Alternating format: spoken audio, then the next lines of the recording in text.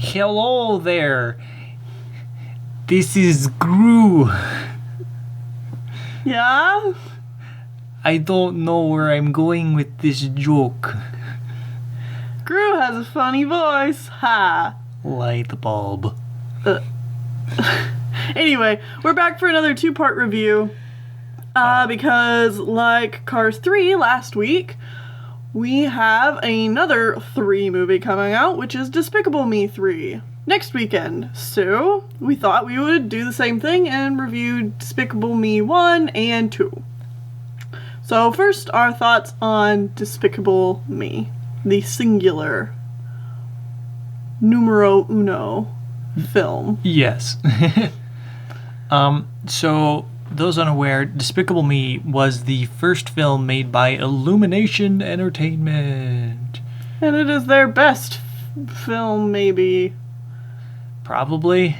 I don't know. I mean, it was a perfectly reasonable first movie. Yeah, for a first movie, it was like, okay, this shows promise. There are definitely things you can improve upon and fix in future movies, which they didn't. I mean, some things they fixed. Some things they fixed, like... Other things have just gotten worse, like their character design. Which, not to say that their character design has gotten worse, it's just stayed the same. If anything, all their characters stopped being ugly, but they're not necessarily better character designs. Right. Like, they're better, but not by a lot, and not in the ways that they should have gotten better. Yeah. Like, the ugly aesthetic of the character design could have stayed, and that would have been fine if their character designs were better, as in, like, when you look at a character, you can tell what they are about. There's a couple of really great videos, like, really delving into what makes Illumination's character design so bad, and I'll link them below. But essentially the idea is that when you look at a character design, you should be able to look at them without knowing anything from the movie or anything else. You should be able to look at them and tell what they're all about. And you don't really get that. Sonic the Hedgehog is one of, like, the best examples of good character design. Because even if you know absolutely nothing about Sonic, the way he poses... You know he's cocky. And the way he looks tells you everything you need to know about him. He's got, like, those red running shoes. Those are the only pairs of clothes he has, except for gloves. Yeah, big expressive face. Almost always in a smirk, so he's some sort of cocky guy, and he's got, like, this streamlined spiky thing going on with these red running shoes, so he's probably fast? Right.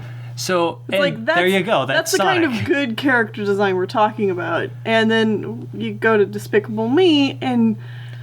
You don't get that from most any of their characters. Nothing. There's nothing you can discern about the characters by just looking at them. I mean, you look at Gru, and he's like... Are, like, funny? I guess. Minions are funny, and Gru is depressed?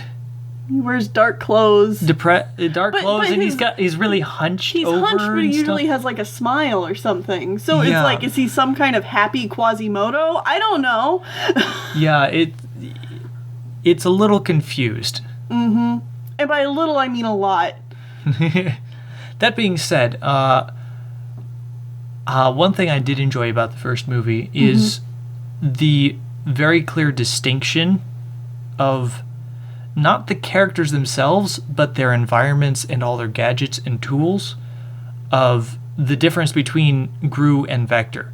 Gru, all of his stuff is very silver or metallic. Yeah, it's all like this heavy industrialized steel. Yeah, and it's like all pointy, like incredibly pointy, and often looks like it's plated together and stuff, and almost always has just like giant rockets for engines on it and stuff. Yeah. So it's very mechanical and pointy. And then you got Vector, who's the counter character, and everything is very smooth and round and whites and oranges, and it's all smooth and it works together and seamless. And also has an aquatic theme, which they should have just taken out, because that muddies up the... The aquatic theme has nothing to do with the rest of it. It doesn't make any sense, and it doesn't They should have just kept it to anything. that nice white and that sleek white Sleek, high-tech white. and orange. And white and orange. That worked. That should have worked. Don't add the aquatic stuff. Also, one thing I noticed is whenever he pulls out his guns, they're like the exact same cartoon guns. And like cartoon missiles and stuff. It's like, why are they cartoon missiles? You should have them sleek, white, fit with the everything else, but they don't, which is confusing. Yeah, so even something like that where it's like they're on the right track, it's still not. Yeah, it's not perfect, but there was obvious distinctions between them. It's just I wish they could have pushed it a bit more. Yeah. And fixed it a bit more. Yeah, and then going to Vector's character design, his is probably like the worst. Yeah, what can you tell from him? I hate Maybe his he's a design. nerd, maybe, but his character isn't really. Yeah, his character isn't really a nerd. He's just a bratty awkward. kid. He's just awkward, kind of a bratty kid. And that's another it. thing that's annoying about this movie is the awkward humor, which was pretty popular at the time, and I am going to guess is probably a big result of having Steve Carell as their lead. You know, It's star kind of The of- Office. Yeah, they're which kind is of bouncing off The Office's awkward humor. popularity. And I've never thought awkward humor was funny, but I'll take it compared to what we get in Despicable Me 2. And we'll talk about that in a little we'll bit. talk about that later, because whereas Cars, we just kind of lumped them together and like the one was bad and the other one got worse. These two movies I have definitely different feelings on. We're like not completely, but it's a different kind of thing as compared to Cars and 1 Yeah, and 2. what you mean is like for Cars it's like, oh well, Cars is fine, confused but questionable. fine. And Cars 2 is like, holy shit, what happened here? It's a trash fire. And then with Despicable Me, it's like, okay, good first outing, all right. And then Despicable Me 2 is just like, That was okay, forgettable. You made a movie that's like the exact same quality as It's- the first film. It's the first movie, but not as good in many ways. I mean, it's better in a lot of ways. Better in a but lot it's of ways, also but it's also worse. It's like you didn't improve enough here, guys. And definitely not in the regions where you should have improved. But, things... back to the first movie. Things that I thought actually worked pretty well, or were good, is Gru himself as a character is pretty enjoyable. A lot of the humor that's based around him and things he does, good.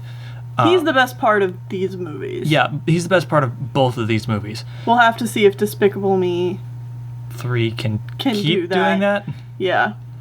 It's going to be interesting because we suddenly We're getting double Gru. we're getting double Gru, except the one is happy all the time. Yeah. So who knows? Maybe it'll be even better. Maybe that will just be too much and make it bad. Yeah. Who knows? We'll find out. The minions in the first movie are fine. Like they have some good harmless jokes here and there.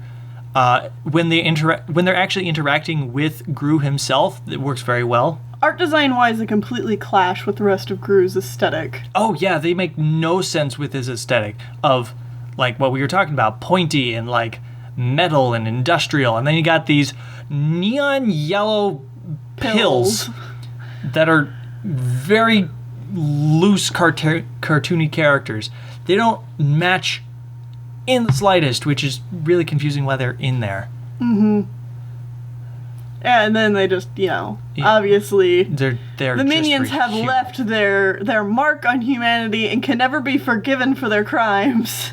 Yeah. So even though they are tolerable in this first movie, we still have the hindsight. Of, oh god, these things should never have existed or started. Oh god, I can't get away from these yellow pills. They'll never Great. go away, these motherfuckers. The orphans are good. They're very bland. They're bland, but They're very bland. They have like one character each of the three has a distinctive personality of nice older sister, tomboy, and cute. Can you name them? Can you tell me their names? Margot... Maggie? No. Margot's the middle one, isn't it? No? No.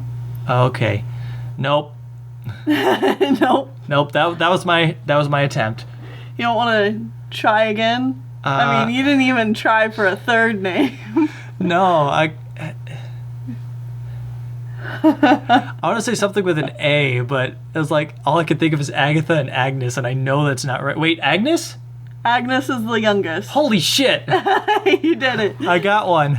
So, one of them is Margot. Margot. And it's not the middle child. It's not? It's the oldest one? It's the oldest. Okay. So that Margot, just leaves the middle. something, and Agnes. Shock and surprise, it's an old lady name. Because all three of them have old lady names. I do not remember. It's Edith. Edith. I don't Margot, know why Edith, and they Agnes. picked these names. Like, sure, they're different. They're not memorable by those names. No, it's like those names give us nothing to go off of the character. Yeah. It's like those names don't fit with these characters. They do fit and with their the personalities. Illumination aesthetic of lol random, though. It's true. Because they like doing that a lot. Lol random. And the first movie likes lol awkward. Lol awkward random. Yeah, so Gru... His character arc and, like, growing with the girls is obviously the best part of the movie. Yeah, it's the best part of the movie. Like, he starts off as grumpy old man, and then he adopts girls for contrived reasons. But then actually, his character arc of growing to like them and wanting to not get rid of them is very believable and works. It works, and the fact that they have... It works. Yeah, it works. And it's the fact that they have someone else pushing him and forces him to get rid of the girls in the end is much preferred over him just being like, no, I must get rid of them. And then later regretting And then it. being like, oh no, I regret it, because it feels like he's being pushed into doing something he doesn't even necessarily want to do. Right. Which, it doesn't work, but it's preferred. That's preferred, but however, the way they go about getting rid of the girls to then have Gru go save them is really dumb. Oh yeah, it's really dumb. What's his name? Dr. Nefario? Nefario, yeah. Dr. Nefario, like, who is... You need to focus on the moon! Dad? Question mark? Dad or surrogate dad? They never specifically say. Partner? Old man friend Yeah. who does all of it, does a lot of his sciencey stuff for him. Yeah, coworker. Who kind of might have a thing for Gru's mom. Maybe. It's really confusing. It's I don't never know. explained. But anyway, he's like, you're not committing to this villainy stuff like you used to because those damn girls are around. And so he then, like, calls the orphanage and has them take the girls, and Gru's like, okay. All right, we'll focus on the moon thing. And we'll focus on the moon thing. And then Dr. Nefario realizes that, like, the moon thing isn't going to work. And so that's when he's like, we've got to get the girls back. And he just, like, completely does a heel turn. So Nefario's character makes no sense. So while they saved... In both movies. Yeah, so while they saved Gru by not making him the one to give away the girls, they did completely undermine... They destroyed... the other character. They destroyed any character Nefario could have had. Yeah. Like, he has a coin flip turn off screen. Yeah.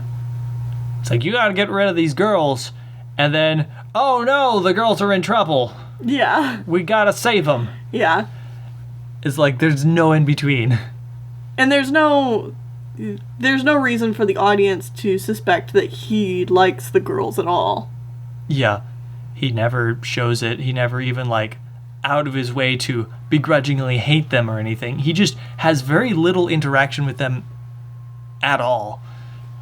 So it just kind of comes out of nowhere, and overall just makes him a very forgettably bad character. I forgot he was a character until we watch this again. For the record, this is like last 2 Like last weeks time. ago, where I've seen the first one, and I saw the first one once, maybe a year after it came out, and then I never saw it again.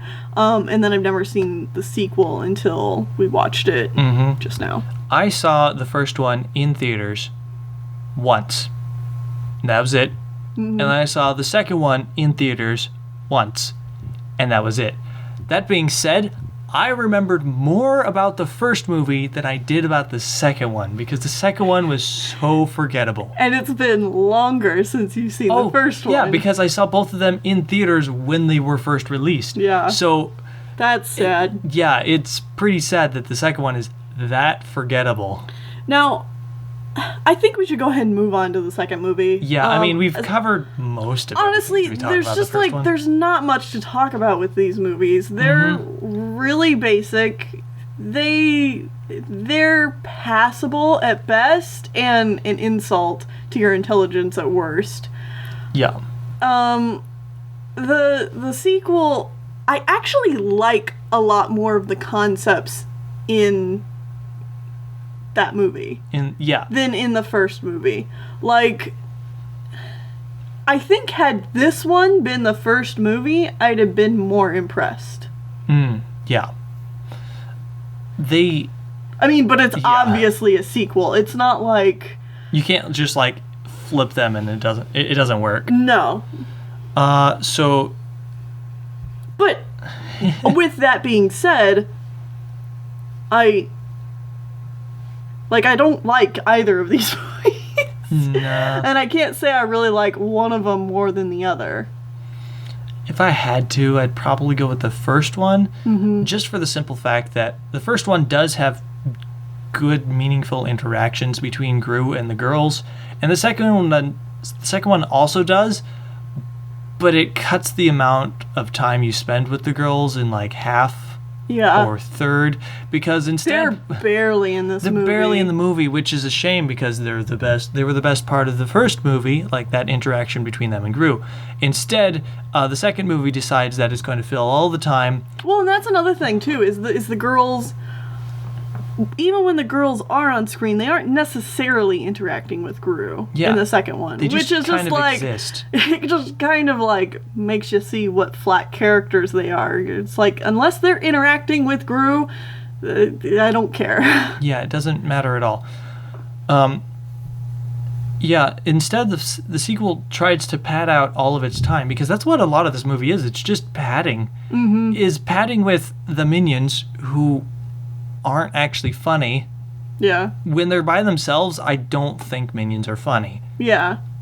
When they're interacting with others, or when they're doing something like malicious and laughing about it, like comically malicious. Yep. That's funny, but I don't find their slapstick funny. I don't find them pop culture singing in sync or Backstreet Boys or whatever it is at the end. That wasn't funny. No, I hate it when they do shit like that. I don't like pop culture references, especially to pop culture references of things from 10, 20 years ago. It's like, why? Or in their movie, the Minions movie, this is going off on a diatribe, but when in the Minions movie, you're constantly making references to 60s culture, which no one watching it is going to understand. At this point 50 years old, so it's like, are you expecting grandparents to take their children to go see, their grandparents to go take their grandchildren to go see this movie? Like, what? Why? Who's your base? Who is your audience base for this movie? Because, anyway, that movie's confused and bad and dumb. Yeah. That's a review of Minions. Bad. The sequel. I liked El Macho up to the point where he revealed he was El Macho. Yeah. I liked him as a character. I thought him and his son? Is it his son? Yeah, it's his son. I thought there would be like more going on between them, rivalry? But they interact twice. Those two together? Yeah. Yeah, they don't have anything to do with each other for how the fact that they're related. Right. Like, I thought El Macho was going to end up, like, teaching Gru a lesson about being less, of a terrible parent? Yeah. But no, instead the situation just completely resolves itself by the boy being an asshole. And Gru gets vindication for being protective. And I'm just like, yay, that's a message to send to parents and to children. Whoopee. The climax of the movie is dumb. It also solves itself. Yeah. Because Nefario was the one that worked with El Macho to turn all the minions into Rayman villains. Yeah. Honestly, they felt like they were straight out of like the new Rayman games. Like their twitchiness they're just like rabbids. They're super. Yeah, they're rabbids. They turn into purple fuzzy rabbids. Mm-hmm. Which again, those aren't funny either. Yeah, those weren't funny even when they were really popular. So it's like he turns them all into evil purple versions, and then he just walks onto screen and like, hey, I have the antidote right here. Mm-hmm. Doesn't explain where he got it. Doesn't explain why he does it. Okay, but see, let's dig into this a little bit deeper though. Okay. Nobody in this movie Sets up anything? Hold on. Sorry. Let me talk. Okay. Nobody in this movie has any character development. This is a movie filled with static characters. Mm-hmm. Not a single character learns anything or changes their ways. Yeah. Not a one. And it's not like these characters don't have things they could learn, because all of them could have learned something. This movie, I think, has a decent setup, but then there's just they forgot how to end it. Payoff for any of these things being brought up. I don't remember her first name. See, I can remember the girls' names, but I can't remember the first name of the spy lady. Miss Wilde? Yeah. She's completely pointless. She has no character. And yeah, and they never establish a character for her other than like maybe kind of hyper vaguely eccentric, which is not a character. Yeah, she's like every ditzy rom-com girl. Kind of clumsy, but also like an action could star? like kick your butt, but she's also clumsy and relatable here. She has no character and therefore has no chemistry with the character with the most character, who is Gru.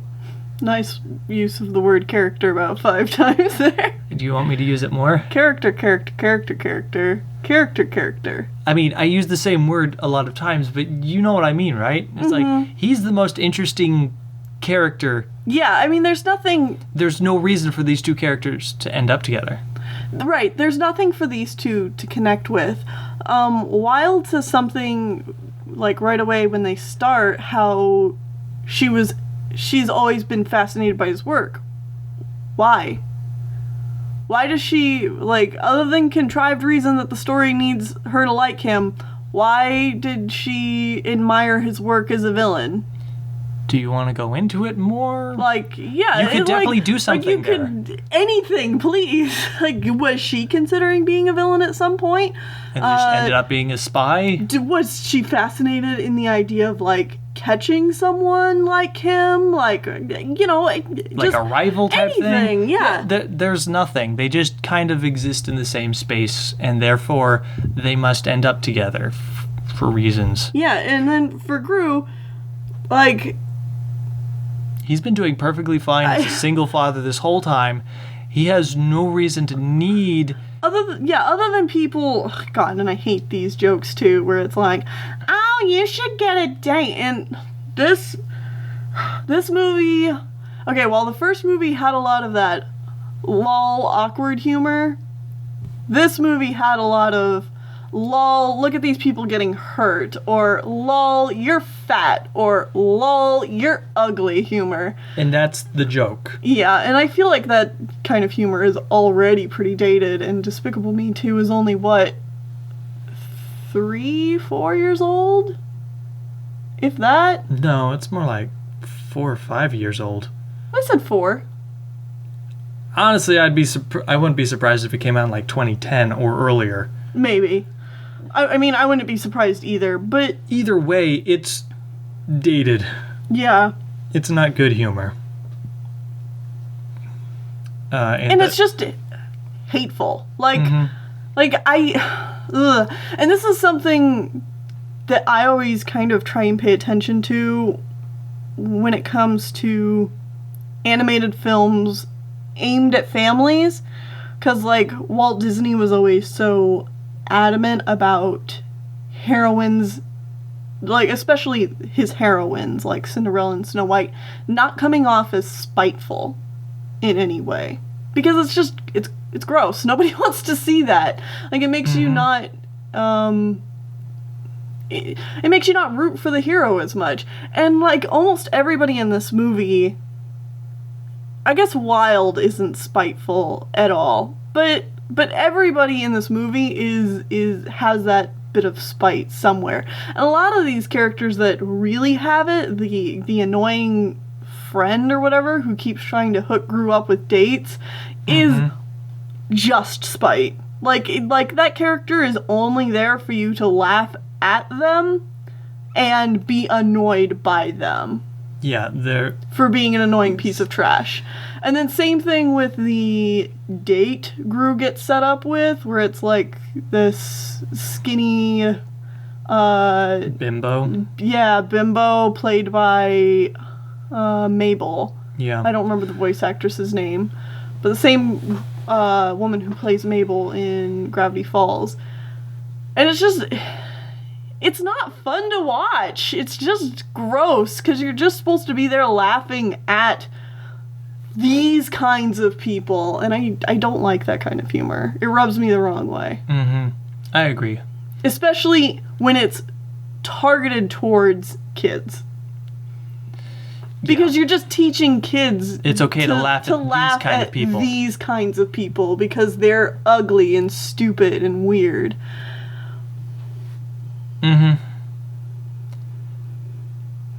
The resolution of the second movie solves itself. Yeah. There's no tension. I mean, there's hardly any tension throughout the movie other than the mystery, the quote-unquote mystery of who's who taking the minions. Obviously, who cares? I mean, a lot of this movie was just scenes for a trailer. Yeah, it was... half the movie was trailer fodder. Yeah.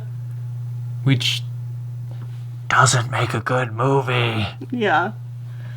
It's just stuff to get people in the seats, and then once they're in the seats, they don't care, because they already have your money.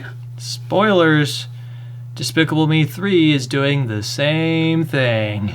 Probably. I mean, we'll have to wait until we see the actual movie, but I'm going to guess it's not going to throw any surprises at us. Yeah, no. I really doubt it. Any more thoughts on Despicable Me? No. Yeah, I mean, I really just can't put that much thought into this. It's like, so... I can't hate these movies, but I don't like them. but I certainly don't like them. They just I'll kind of certainly exist. not be sad when they get lost in time, because People forget about just them. people forget about them. Yeah, I'll be down for that. Yeah. They can just wash away. Just blow away with the winds of time. Do better, Illumination. I feel like you can. You just don't want to.